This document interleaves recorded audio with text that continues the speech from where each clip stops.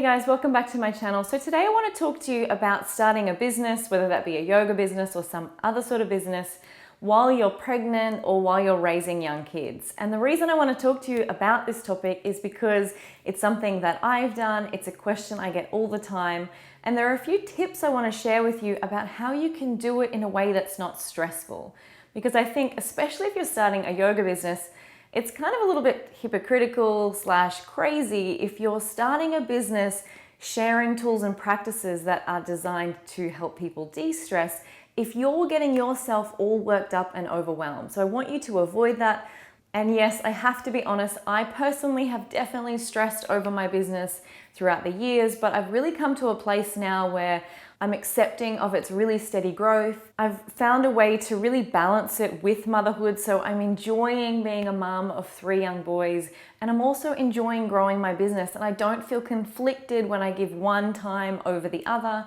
I don't feel like I'm stretched in every direction, and I really feel like I'm giving both my all at this point, and I'm really happy with the balance that I've created. If you're brand new to my channel, welcome. My name is Bettina Ray. I'm a yoga teacher and I specialize in yoga for fertility, pregnancy, birth, and early motherhood. So before we get into the tips, I just wanted to share briefly with you my journey because I want you to see that it's not always linear. You don't need to know what your business is going to look like in 5 years' time.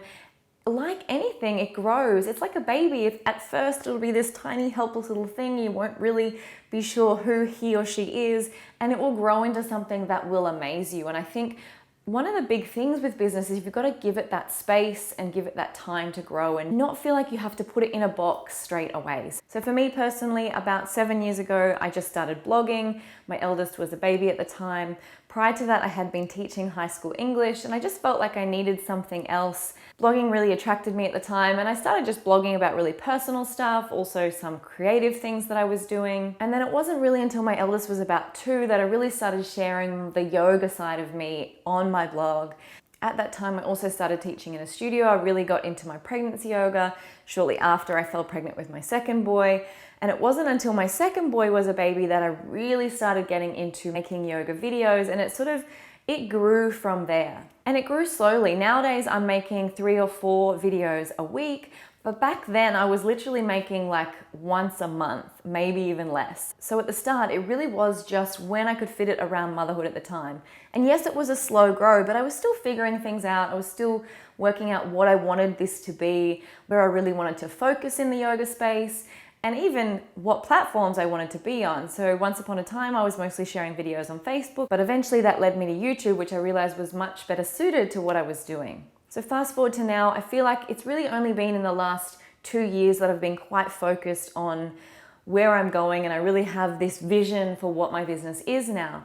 So in that time, I've written and published a book. My YouTube channel is steadily growing every day. I also teach private and studio classes here on the Sunshine Coast. I run teacher trainings in pregnancy yoga, and I'm just about to write my fertility course as well. And my income is steadily growing every day. And I share this with you not because I want to brag, but I want to tell you that it is possible to grow a successful business alongside being there for your kids and making sure that family is first priority and having time for both without the stress. So let's now dive into my 5 tips for growing your business alongside motherhood without all the stress. So my first tip really has to be, you need to be patient. I know there is a lot of crap on the internet about how you can make 6 figures in 6 weeks, but it honestly is not the truth. And I think if you go into business thinking that's going to be the result, you're probably going to be stressed out looking for all the answers, or you're going to get frustrated and give up before your business even has the chance. Like I said, I've been doing this for a long time,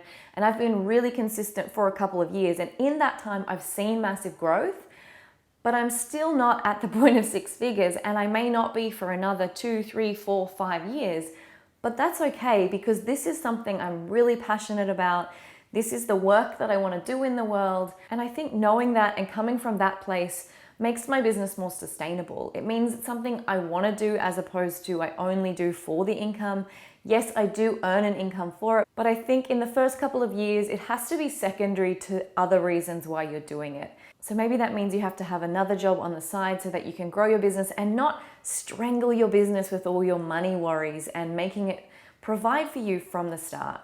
If you are struggling with this particular topic, I recommend the book Big Magic. So it's talking about like your creativity, sitting alongside what pays your bills, and that's okay. Please don't believe the internet lie that your online business has to be financially successful in the first 6 weeks. It absolutely is a slow grow. It's possible, but I think we need to take our foot off the accelerator and expect it to happen quickly. I think having patience and that persistence to keep going, whether you have an online business or whether you have an in-person business, is so important to make sure that you're not stressing yourself by looking around and comparing yourself with everyone around you and trying to be like them, even though what they're presenting to you is probably just the Instagram version, not necessarily the truth of it all. So my second tip for running a business while being a mum is to batch your tasks, both your work tasks and the things that you have to do to organize the kids and around the home. So for me personally, the things that I currently batch in my business, recording videos like these, so I will sit down for 3, 4, 5 hours at a time. I will do a combination of sit down videos like this where I'm talking, as well as filming yoga classes. As you can see behind me, I'm all set up to teach a yoga class next. And that just means I don't have to set up everything 5 times to get those 5 videos. I do it once, I film it all in one go, and then those videos are all ready to be edited at once, which I often don't get to all in one sitting just because it does take a long time to edit, but at least I know they're sitting there ready, and that really takes the stress out of it.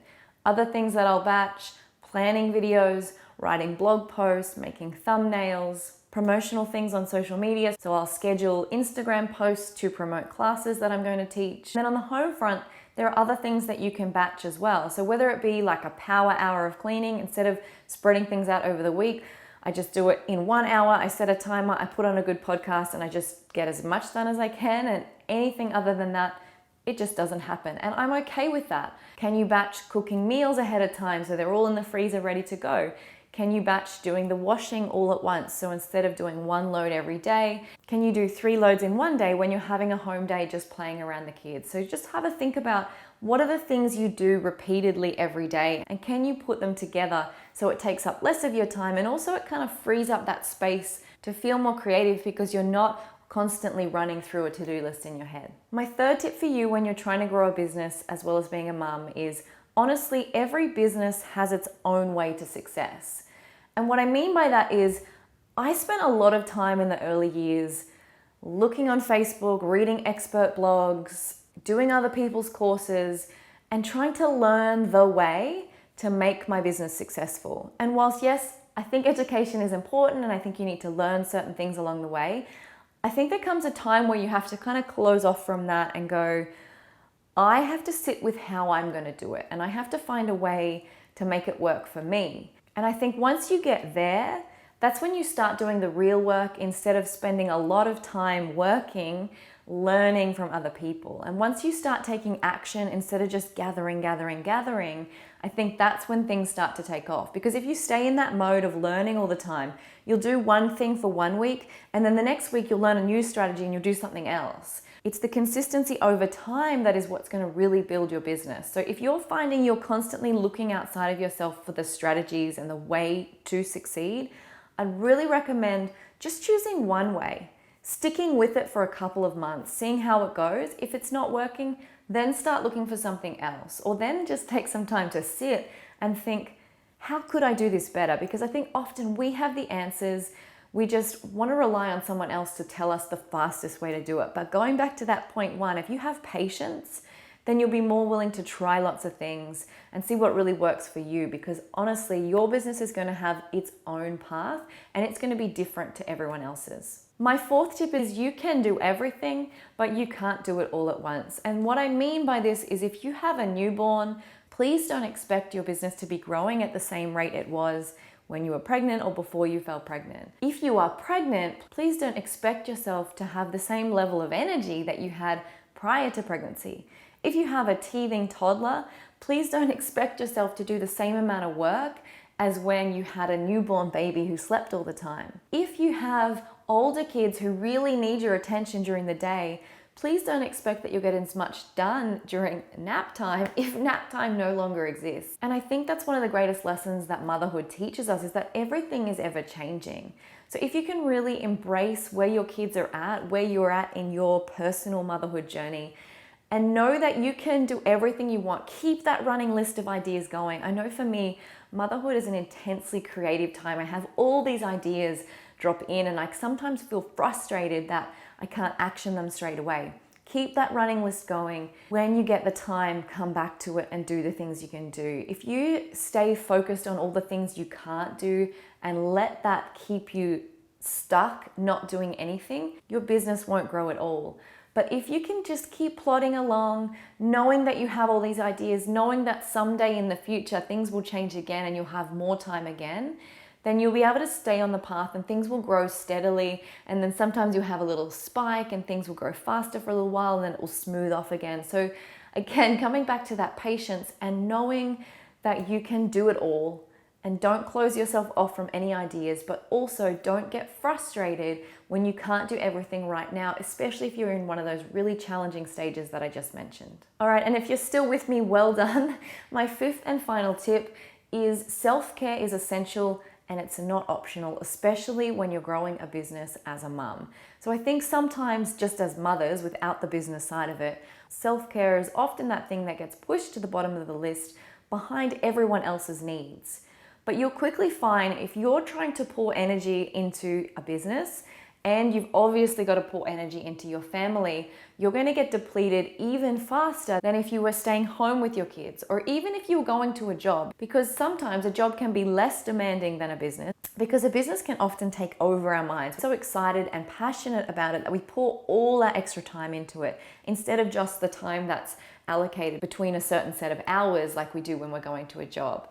So if you are trying to run a business and you're a mum, that self-care needs to be right at the top, because if you don't look after yourself, if you don't look after your health, if you don't drink enough water, if you don't eat the right foods, you're not going to have the energy to put into your business. You're not going to have the energy for the creativity that you need in business, whether it be creativity about what it is that you're making or selling or giving if you're a service-based business, or if it's the creativity around the marketing of your business. So 100% self-care needs to be top of your list, and know that by putting time into self-care, it's not wasted time. It's time that you're going to get back twofold, threefold, tenfold, because it's going to make you more productive. It's going to make you more creative, and you're going to be able to channel your energy to doing the right things instead of just kind of running on the treadmill trying to keep up all the time. So I hope that you enjoyed this video. I hope these tips were helpful. Let me know in the comments if you would like to see more videos like this. If you are already running a business alongside being a mum, I would love to know what type of business you have. So please link it below so I can check it out.